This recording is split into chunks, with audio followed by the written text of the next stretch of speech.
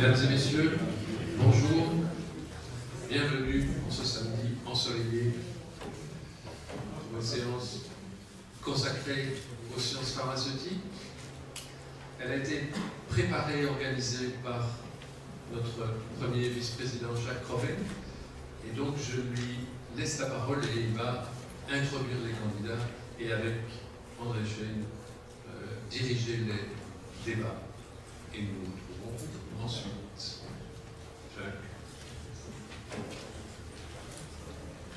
Chers collègues, nous avons l'honneur et le plaisir d'accueillir ce matin les professeurs Callot et Astier, qui sont tous deux membres étrangers de la 5e section de notre compagnie.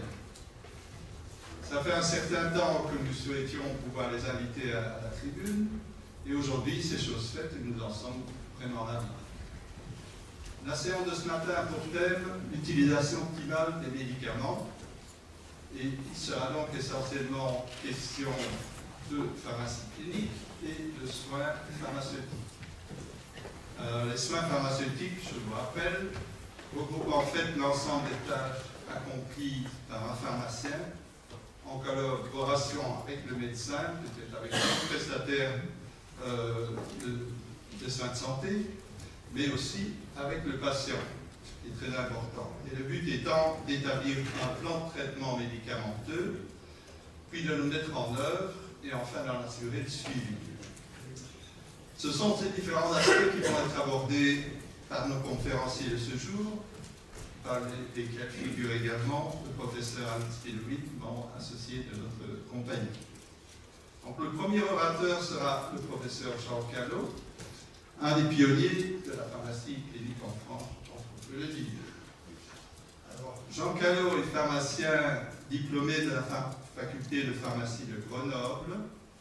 Il a bénéficié d'une formation à la fois universitaire et hospitalière.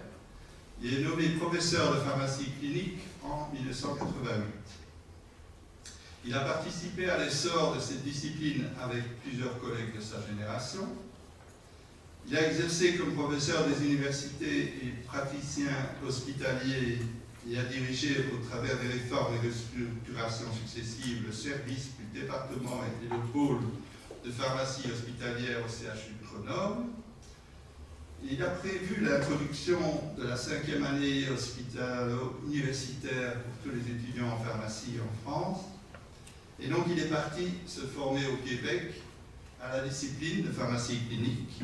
Et à son retour en 1985, il a écrit un premier livre intitulé « La pharmacie clinique, pourquoi, comment ». Il a coordonné 3 éditions du livre « Pharmacie clinique et thérapeutique ». C'est vraiment une bible de 1300 pages, je pense. C'est énorme. Et je pense qu'il y a beaucoup de succès auprès des étudiants, mais aussi des praticiens de l'art de la pharmacie. Il s'est investi dans les missions confiées à la pharmacie hospitalière en général, et plus particulièrement pour introduire la pharmacie clinique au sein du CHU de Grenoble, mais aussi dans d'autres pays francophones, comme par exemple le Vietnam et la Tunisie. Il a défendu l'esprit de l'exercice de la pharmacie clinique à côté du médecin et proche du patient, et s'est particulièrement intéressé aux relations que ce dernier pouvait développer avec le médicament en se rapprochant des sciences sociales en général et des sciences de l'éducation en particulier.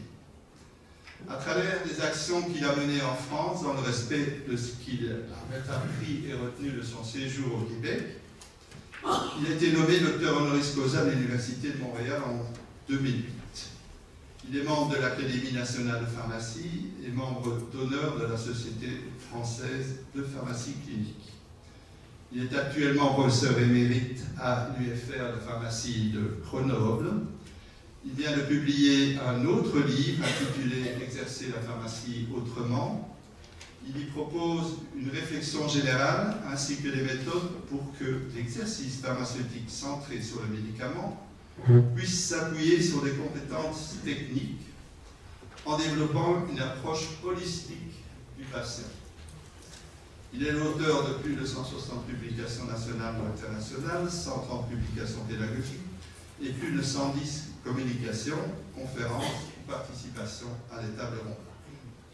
Son exposé est intitulé « Importance de la formation du patient âgé dans la gestion de son traitement ». Vous avez la parole. Bien, mesdames et messieurs, bonjour. Je suis très honoré de votre invitation pour parler d'un sujet très simple, de la pharmacie d'officine et son évolution, avec un modèle sur les personnes âgées. Alors, ce discours très simple, il commence aussi par... j'ai été très influencé par 5 livres que je viens de dévorer, qui prédit un petit peu l'avenir de notre monde, et notamment avec une influence sur le numérique. Je suis certain que vous connaissez ces livres, pour certains d'entre vous. Je suis en train de terminer celui de Jean Stone sur les clés du futur. Et dans le domaine de la santé, je vous recommande celle du docteur Laurent Alexandre, qui est chirurgien, urologue, et qui est très investi maintenant, qui est éditorialiste au Monde, et qui donne un aspect assez intéressant de ce qui nous attend. Les 3 autres étant en particulier Homo Deus, l'homme-dieu, qu'on attend pour peut-être la fin du XXIe siècle. Alors vous me direz quelle relation on doit faire avec les métiers.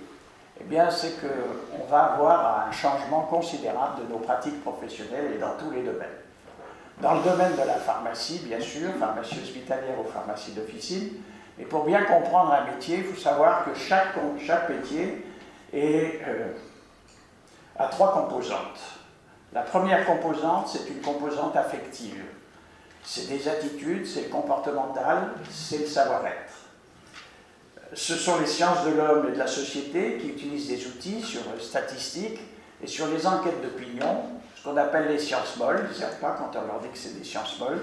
Ce sont des sciences très rationnelles et qui permettent justement de connaître un petit peu mieux l'homme. La deuxième composante, et ça s'informatise difficilement, mais on y arrive. Deuxième composante, c'est la composante cognitive, la connaissance et le savoir, comment sont les choses, et puis c'est bien sûr maîtriser l'information. Et c'est là que l'intelligence artificielle arrive, c'est-à-dire que maintenant, dans nos dîners mondains, si bien sûr vous êtes sollicité en tant que pharmacien pour connaître ce qu'est, je ne sais pas, le tartempionnate de sodium, eh bien immédiatement vous pouvez sortir votre smartphone et répondre à la question en passant pour un savant. Alors après, sur ce savoir, vous savez qu'on fait d'énormes progrès sur le traitement de ces connaissances, sur le stockage et sur la transmission. Et ce qu'il faut apprendre à nos étudiants, c'est utiliser et savoir sélectionner les bonnes connaissances. Et puis enfin, il y a la composante psychomotrice, les gestes, le savoir-faire, comment faire les choses. Et donc c'est là où aussi l'intelligence artificielle arrive avec les robots, les automates qui remplissent actuellement les officines. Alors si c'est pour gagner du temps, pour le consacrer aux patients, je dirais c'est un progrès très appréciable. Donc on a l'intelligence humaine, l'intelligence artificielle, et on parle d'intelligence émotionnelle, et tout ça, bien sûr, conditionne et influence nos pensées, nos comportements, notre rationnel. On a des peurs, on a du bonheur, on a de la surprise, on a du dégoût, on a de la tristesse. L'intelligence émotionnelle est un élément aussi qui intervient à ce niveau-là. Alors, sur les professionnels de santé, quelles sont nos missions? Bien, la mission, c'est pas de jouer au foot, c'est pas le PSG, c'est-à-dire qu'avec le salaire des joueurs du PSG, c'est vrai que je peux faire des choses assez importantes, mais c'est de prévenir, c'est de soulager, c'est de guérir les maladies, et puis pour les pharmaciens, c'est d'approvisionner les populations en médicaments. Alors sur le plan des missions individuelles, c'est de participer au bien-être. Les pharmaciens vendent beaucoup de choses qui permettent ce bien-être, et puis c'est de participer à la sécurité d'utilisation des médicaments par le patient, avec une dimension technique donc, qui peut être gérée par l'intelligence artificielle, par la connaissance, et puis une dimension plus humaine sur laquelle je vais plutôt me concentrer, avec l'intelligence humaine et l'intelligence émotionnelle. Alors tout ça, ça demande du temps. Lorsque vous passez du temps avec le patient, eh bien, lorsque vous faites un exercice de pharmacie d'officine ou l'exercice d'un médecin traitant, eh bien, il faut prévoir une rémunération. Alors ce temps, on est toujours à la recherche du temps. Vous voyez, j'ai regardé sur le site de mon médecin traitant. Si je veux avoir un rendez-vous, je dispose d'un quart d'heure. Un quart d'heure, c'est ce qu'a calculé le médecin pour 25 €, le temps qu'il devait consacrer à son patient.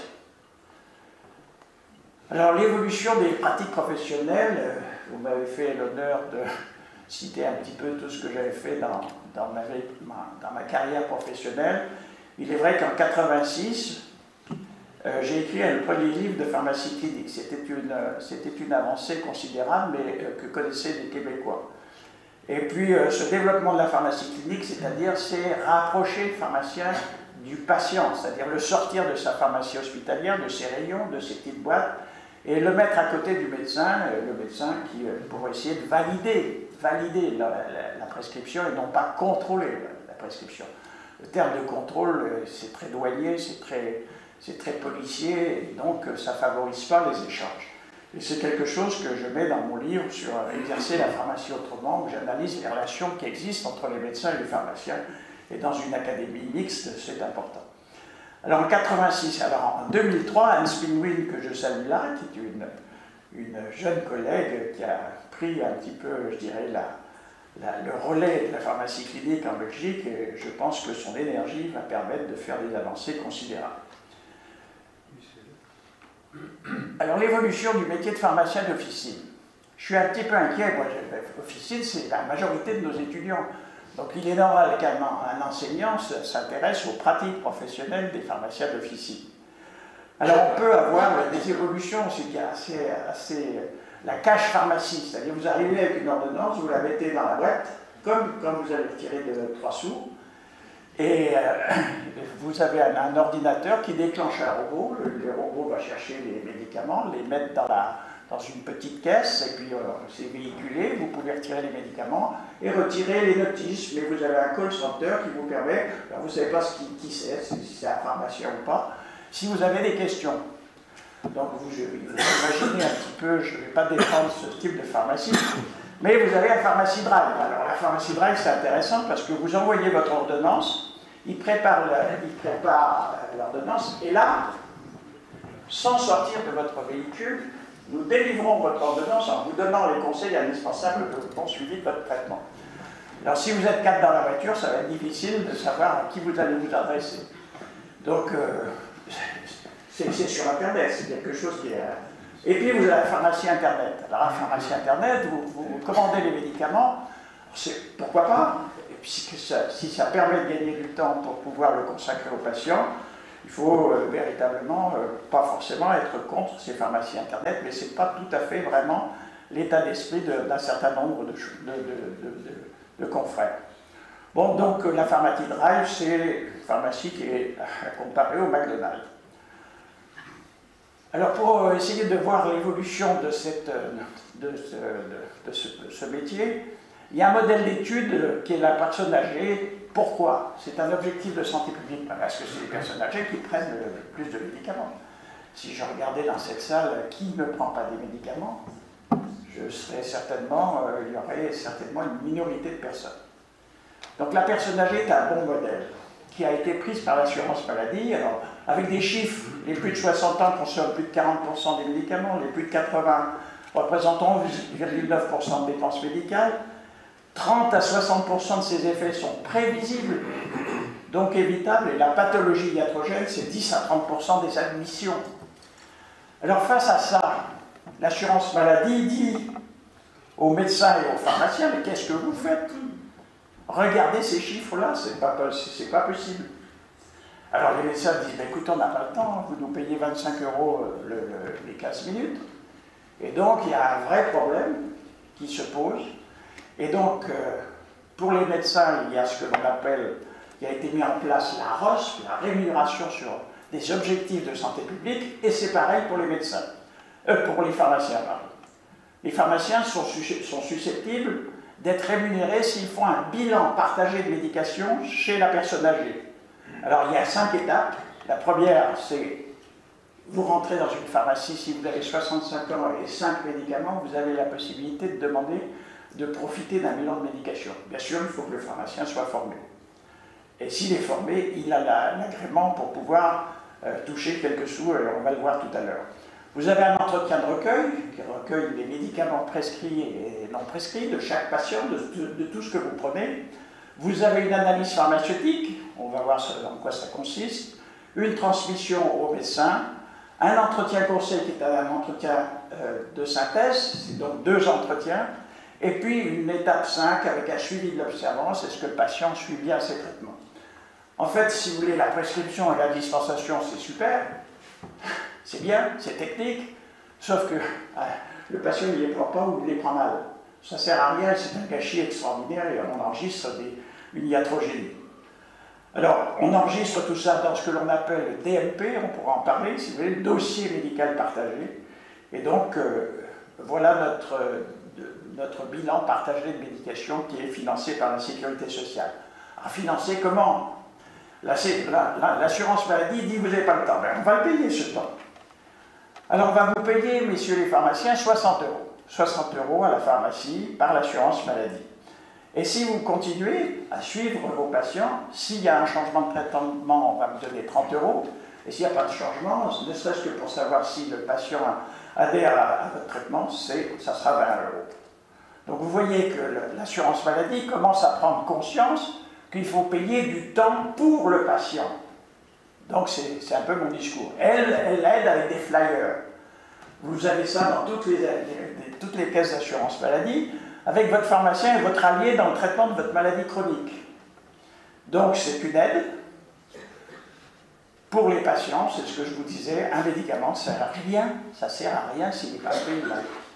Et un gaspillage énorme se fait dans nos pays parce que, je dirais, il ne coûte pas cher, le médicament, il est remboursé. Alors il reste fondamental de connaître les relations que le patient entretient avec le médicament. Ça c'est important. Ce n'est pas d'éducation thérapeutique. C'est pas d'éducation thérapeutique. On a réglé le problème d'éducation thérapeutique. Enfin, on n'a pas réglé, on en a beaucoup parlé. Donc on centre sur le patient. Mais ce que je voulais lire en sciences de l'éducation, c'est quelles sont les attentes. Ce médicament, c'est un objet magique. Il fait peur et il rassure. Par exemple, il y a des croyances. Non, c'est le carême, c'est pas maintenant, je ne peux pas prendre les médicaments. Vous voyez, tout un ensemble de choses qui vont influencer l'observance. Et puis, il y a la boulangère qui dit, oh ça, celui-là, non. Moi, je l'ai pris, c'est pas possible. J'ai été malade, comme c'est pas possible. Donc, vous voyez, il y a des éléments qui sont véhiculés et qui nuisent à tout ça.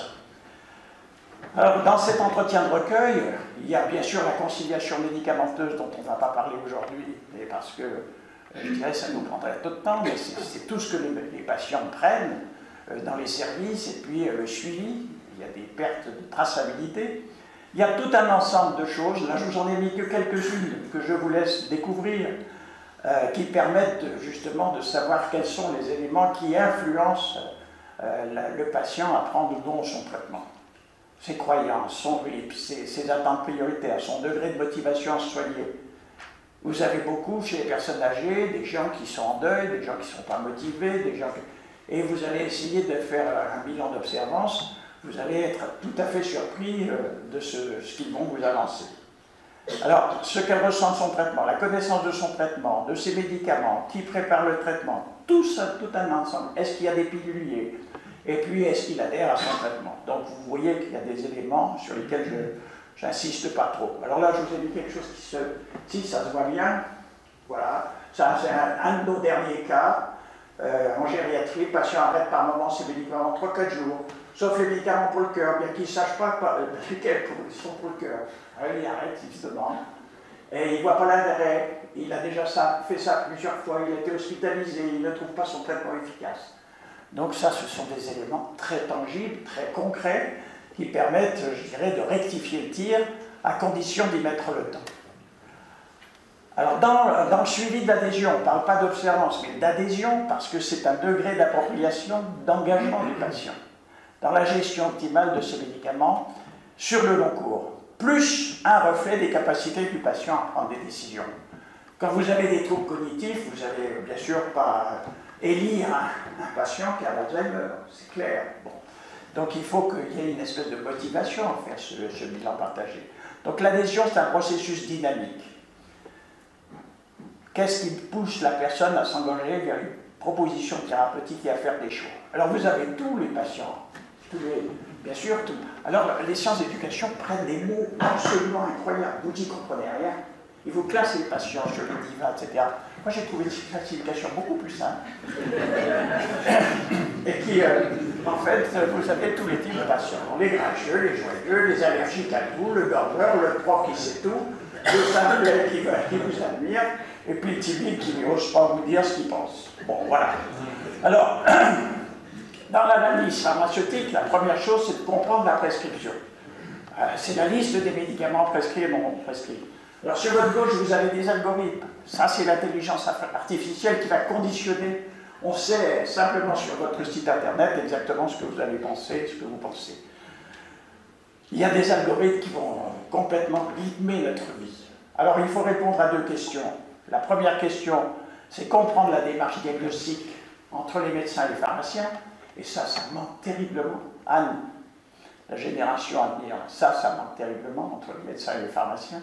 Quelle est la meilleure thérapeutique pour cette pathologie avec les big data, les méta-analyses qui permettent d'avoir un niveau de preuve grâce à des sociétés savantes qui élaborent des référentiels scientifiques.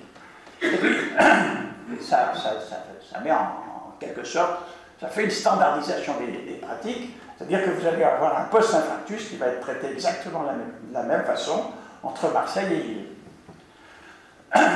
Il y a l'analyse pharmaceutique. L'analyse pharmaceutique, c'est un espèce de modèle qu'on a mis un petit peu au point. Moi, j'ai beaucoup publié à ce niveau-là.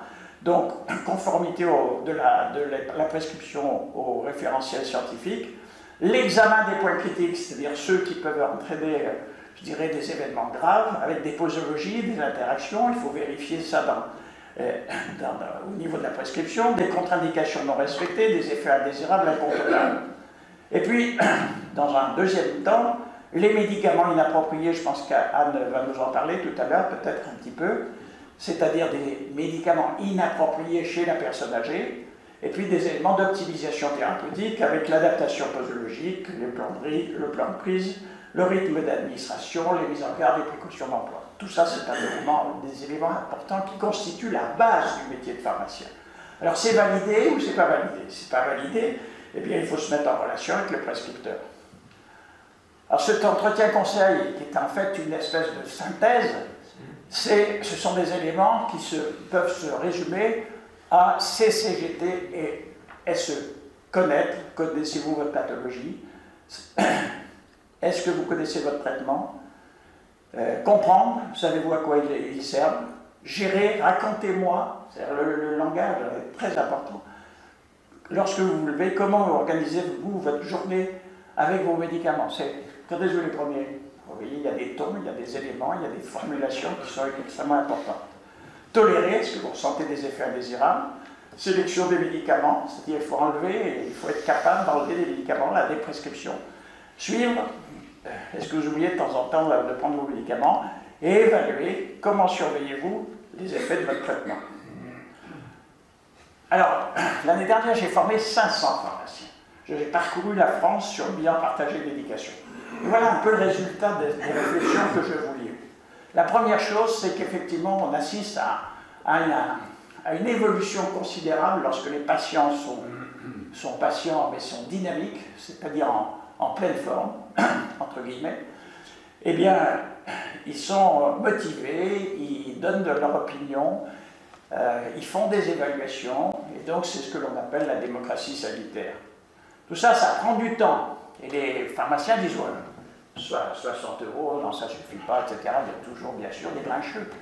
Et puis, il y a la même typologie chez les pharmaciens, mais chez les médecins aussi. C'est-à-dire, on a les 7 nains de Blanche-Neige sans aucun problème. Donc, il faut essayer de convaincre. Alors, on dit, ben oui, 60 € c'est 1 heure. Non, c'est une demi-heure. Ben si, le premier bilan de médication, ça prend 1 heure. Et puis, au bout de 5, ça prend une demi-heure. Donc, le temps, tout le monde court après le temps. Le partage de données entre les médecins et les pharmaciens, c'est une catastrophe. Alors les maisons pluriprofessionnelles vont peut-être, au travers de la proximité, être un élément qui va pouvoir favoriser les échanges entre les médecins et les pharmaciens. Ce n'est pas qu'ils ne se parlent pas, c'est qu'ils n'ont pas le temps. La rémunération du pharmacien. Vous allez demander à un pharmacien de dire à un médecin de déprescrire, il va tirer les buts dans son rôle, puisqu'il est rémunéré à la longueur d'ordonnance. Il y a donc un problème ici de changement de rémunération au forfait. Je pense qu'en Belgique, vous avez trouvé un système qui est très intéressant. Suivre et évaluer les actions. L'assurance maladie dit, j'ai formé, j'ai payé de la formation pour les pharmaciens, je vais regarder s'il y a trogénie, alors ça, c'est pas de la tarte, hein. C'est-à-dire qu'il faut associer la recherche sur les pratiques professionnelles et les facultés à justement répondre à cette question. Et puis connaître les spécificités de la personne âgée, c'est-à-dire d'essayer de voir ses médicaments inappropriés, mais aussi sa fonction rénale, et puis les adaptations posologiques. La dernière thèse que j'ai précisée, c'était 33% de patients âgés de plus de 65 ans, 33% n'avaient pas eu d'adaptation posologique et donc avaient été hospitalisés pour surdosage. Donc il y a aussi beaucoup de choses à faire à ce niveau-là. Alors, je vais avoir 2 ou 3 diapos pour conclure. Quand on regarde et qu'on discute, on voit que les médecines alternatives sont en hausse. Le patient, il ne veut plus une médecine d'organes. Il veut qu'on le considère, je dirais, dans sa globalité. Ce n'est pas nouveau. Les Chinois font très bien ça. Il y a beaucoup de médecins chinois, enfin qui parlent français, bien sûr, ça va pas être facile si on va consulter un médecin chinois qui ne parle pas français. Mais l'approche globale est un élément très très intéressant, c'est-à-dire le corps et l'esprit. Alors on a maintenant des ostéopathes, des homéopathes, des rebouteux, je ne mets pas ça au même niveau, hein. Des magnétiseurs, des ostéopathes, acupuncteurs. C'est entre 50 et 100 euros non remboursés, et c'est plein. Donc on peut se poser des questions. Et puis il y a des ventes de produits miracles et des adjuvants sur Internet, des compléments alimentaires, etc., etc. Donc il faut que le pharmacien d'officine sélectionne et ait une démarche scientifique à ce niveau-là. Alors ce que je vous ai dit là aujourd'hui, ce n'est pas vraiment considéré comme une science et une communication académique, mais on va avoir notre ami Astier qui va parler, je dirais, du langage cellulaire. Comme ça va être l'avant-dernière diapo, moi quand je vois ça, et que je vois les inhibiteurs de la tyrosine kinase, je vois les anticorps monoclonaux, et que je suis rapporteur au ministère, il me faut une semaine pour comprendre. Et après, 3 jours après, on me dit, mais ça agit à quel niveau je m'en rappelle plus. Alors vous me direz, c'est peut-être la dériva qui commence. Et quand je vois la complexité de ce langage cellulaire et les progrès dus à l'intelligence artificielle, c'est extraordinaire. Alors comment rapprocher ça du pharmacien d'officine? C'est qu'il va avoir de la chimiothérapie à avoir à dispenser. C'est de la biotechnologie maintenant. C'est la biotechnologie qui a pris le pas sur la chimie. Alors, la conclusion, les professionnels de santé, bien sûr, doivent apprendre à maîtriser les savoirs, conserver les savoir-faire et cultiver le savoir-être qui les rapproche des patients. Ça, c'est un élément fondamental, trouver du temps pour se rapprocher du patient. Alors, on parle beaucoup de transhumanisme. Rappelez-vous les quelques livres que je vous ai montrés tout à l'heure. C'est l'interaction homme-machine. On aura une petite puce PUSB qui va multiplier par 100 notre capacité à mémoriser dans 10 ans, pas plus. Ça modifiera considérablement nos pratiques dans les années à venir. Tous les objets connectés, la télémédecine. Il faut s'y préparer. Mais comme on a des pays qui n'ont pas forcément d'éthique et qui sont nombreux, je pense à l'Inde et la Chine, eh bien, il va falloir en tout cas qu'on réfléchisse à réintroduire rapidement de l'éthique, de la morale et de l'équité à ce niveau-là. Quant à la formation, eh bien, il faut se centrer sur l'intelligence, la créativité, l'innovation et l'utilisation de la technologie. Je vous remercie de votre attention. Je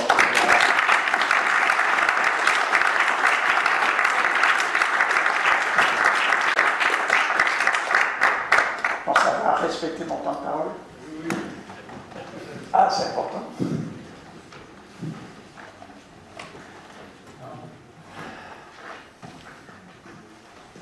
Merci beaucoup pour cet exposé très intéressant qui met en Des évidence des aspects un petit peu particuliers justement de la relation entre le pharmacien et le patient. Je suis sûr que ça va susciter certaines questions et commentaires par rapport à l'échelle. Merci infiniment pour votre magnifique exposé.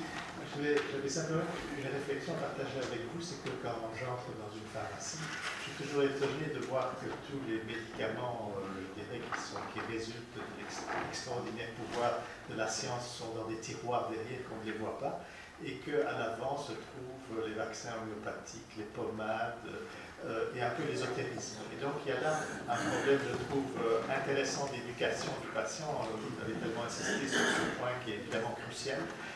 C'est préoccupant, je trouve, de voir au fond cette dualité qui n'est pas à l'intérieur même de l'officine souvent mise en exergue. Alors, je ne sais pas s'il y a une réponse là-dessus, mais si vous voulez, à l'heure actuelle, quand vous regardez la pharmacie, l'exercice de la pharmacie au Québec, et que vous regardez un pharmacien qui exerce dans une grande surface, et c'est lui, c'est Jean Coutu, c'est toutes les chaînes qu'on connaît. Il dit, il y a le bazar, le maudit là-bas, là, regarde, et puis moi, je vais faire de la pharmacie derrière. Mais je fais vraiment de la pharmacie parce que je te donne les médicaments, là, comme ça, à la main, je les compte.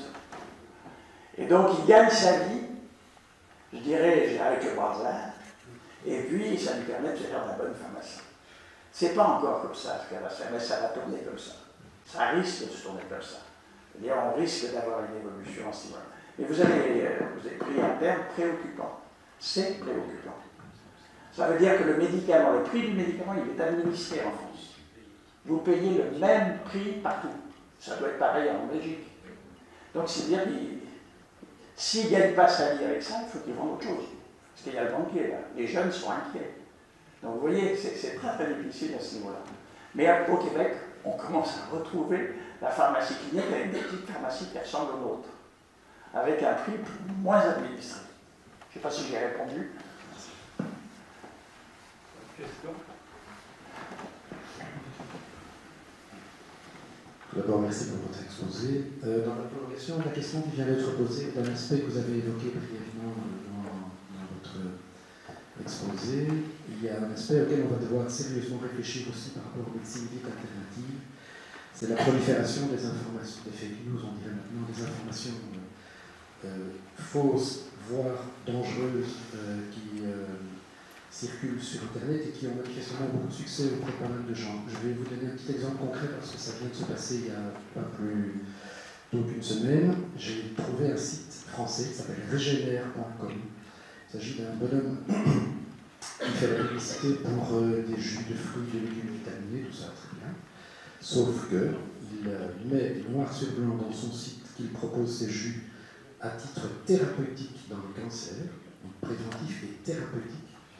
Il affirme dans une autre vidéo que le vaccin de la grippe ne sert strictement à rien. C'est dit tel quel. Alors, quand j'ai vu ça, je me suis adressé à l'ordre des médecins français, en leur signalant. Ils m'ont répondu qu'ils avaient déjà entamé une série de démarches auprès du ministère de la Santé qui étaient restés à ce moment sans réponse. Alors, je ne sais pas ce qu'il va falloir faire, je ne sais pas s'il va falloir instaurer une police médicale ou pharmaceutique sur Internet, je ne sais pas. Mais ça va créer un sérieux manque. C'est pas un pharmacien qui a ce site internet. Je ne pourrais pas vous dire. Non, je pense Alors, pas. on discutait ce matin avec Alain Assis. Quand j'étais en cancérologie, on avait été complètement surpris de tout ce que les patients prenaient justement en traitement adjuvant du cancer. Étant persuadé que le perlimpinate de sodium ou le bifoutrate de zobéine, excusez-moi de cette vulgarité, était très important en traitement adjuvant. Et on a initié une thèse justement pour juste que les pharmaciens puissent aller sur ces sites, et en particulier sur la phytothérapie. Tu as rencontré quelqu'un qui a fait sa thèse là-dessus. Alors, je ne me souviens plus exactement de cette thèse, mais vous pouvez aller sur ce site pour pouvoir justement avoir une idée de ce que sont les plantes. La plupart du temps, ça vient de Chine, d'Inde, etc. Et alors, vous exploitez les croyances et les représentations. C'est-à-dire que là, on se fait un fric fou, mais ça coûte extrêmement cher. Et les patients, ils les achètent sur Internet.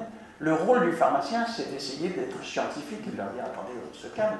On sait que le jus d'orange, c'est un antioxydant et que ça prévient effectivement tout ce qui est... tous les antioxydants sont des produits qui sont intéressants, mais dans la prévention. Une fois que vous avez votre cancer, c'est pas... Même si vous prenez 10 litres de jus d'orange, ça va vous faire du mal, mais c'est avec la quantité, pas avec ce que vous allez absorber. Donc c'est un vrai problème. Il faut que le pharmacien apprenne aux patients, justement, à distinguer les charlatans des gens sérieux.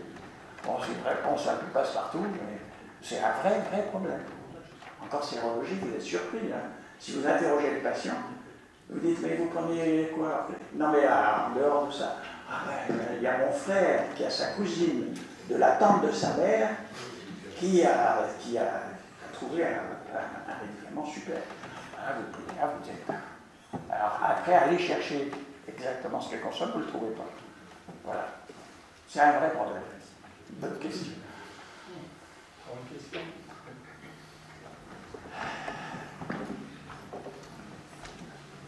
Merci. Je voulais vous remercier tout d'abord pour ce rôle que vous avez eu dans la promotion de la pharmacie clinique depuis bien longtemps. Hein. M. Callot et Grenoble sont bien connus chez nous. Donc j'ai quand même derrière moi une cinquantaine d'années de présence dans les facultés de pharmacie de l'université, 42 ans d'enseignement. Donc le métier a beaucoup évolué, hein, c'est le moins qu'on puisse dire. Les enseignements se sont beaucoup adaptés aussi. Nous avons développé toute une série d'initiatives.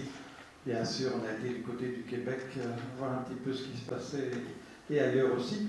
On a créé toute une série de moyens pédagogiques qui sont réels et qui sont des progrès.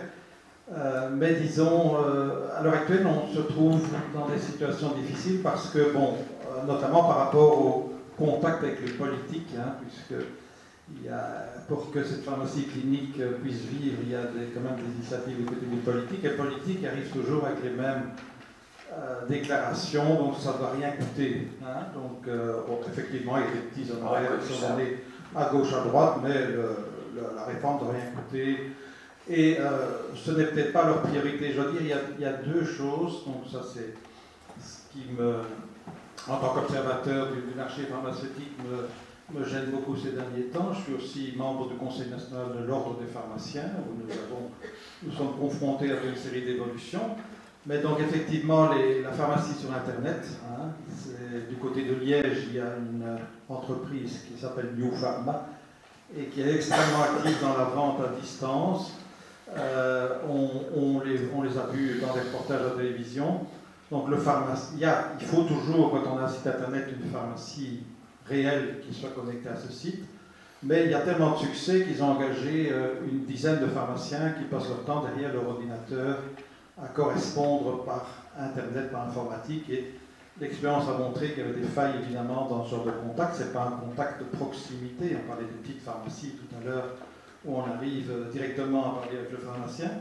Et donc moi j'ai été personnellement extrêmement déçu quand finalement on a décerné à cette firme le prix de l'innovation au niveau économique, hein, parce que ça fait beaucoup d'emplois, 300, 400 personnes sont employées pour mettre les médicaments dans des caisses. Il y a eu une cérémonie où était présent le ministre-président de la région Wallonne, le ministre de la Santé, etc. Donc vous voyez, les politiques sont un petit peu en porte-à-faux parce que c'est les intérêts économiques qui priment par rapport au service qu'on peut rendre. Nous avons aussi chez nous, et j'ai été très étonné parce que c'est une petite maison dans le sud de la France, donc les parapharmacies à côté des pharmacies. Pharmacie Lafayette. Oui, il y en a un peu partout qui sont énormes. Donc chez nous, on a essayé de résister à tout cela, mais on a été attaqué par l'autorité belge de la concurrence. Donc on ne peut pas dire...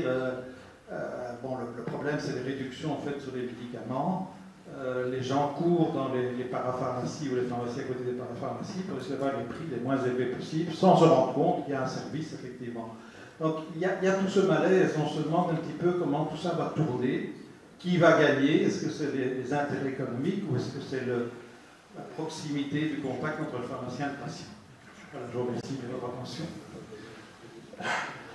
Alors, en fait, si vous voulez mon discours, c'est recentrons sur le patient viendra et sera fidèle à l'exercice pharmaceutique personnel où il aura un interlocuteur pharmacien qui lui donneront des conseils pertinents. Sauf que là, il est soutenu, je veux dire, le soutien, c'est essentiellement économique, hein, c'est-à-dire c'est création d'emplois, etc. Et c'est un peu le cri d'alerte que je pose ici, hein, sur essayer de se recentrer sur le patient, parce qu'on va avoir le numérique qui va considérablement, on va avoir d'énormes pharmacies, avec toutes les autres pharmacies qui vont mourir. Ça commence. Pardon. Question relativement courte.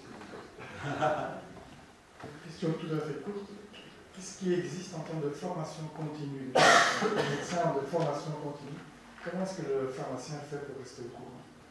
Alors vous savez que c'est un fonds de formation, c'est-à-dire que les pharmaciens cotisent, mais c'est une gestion très privée. Bon, la formation continue, elle existe dans les facultés avec les DU, les diplômes d'université, donc c'est reconnu, c'est remboursé, c'est par les fonds de formation. Et puis il y a un certain nombre d'organismes de formation qui existent et dont les formations passent par un organisme national qui agrée ces formations. Bon, le bilan partagé de l'éducation, c'est quelque chose qui a été financé par la formation continue, mais par des actions de formation qui reçoivent, bon, le pharmacien regarde si c'est agréé et il est remboursé de sa formation. Alors là, il y a des marchands de soupe aussi, hein. Vous avez des gens qui proposent tout et n'importe quoi. Alors vous avez des formations en présentiel. Par exemple, le bilan partagé de l'éducation, c'est du présentiel. Puis après, vous avez du e-learning. Vous pouvez aussi justifier que vous avez... Alors, après, ça suppose qu'à la fin du e-learning, vous ayez une traçabilité et on regarde le temps que vous avez passé sur votre écran. Et tout ça est très bien organisé, un peu comme ça, à l'image des médecins d'ailleurs. Hein. Après, ben, c'est l'obligation. Alors ça, c'est un autre problème. Ça, c'est comme à la messe, hein. C'est ceux qui sont engueulés qui sont là. Parce qu'en disant que l'église n'est pas assez remplie, mais petit ami, on est là. Ben oui, le problème, c'est ça. Ceux qui ne se forment jamais, c'est une catastrophe. Je pense que nous devons arrêter là. Encore un tout grand merci pour votre présentation. Merci de votre attention.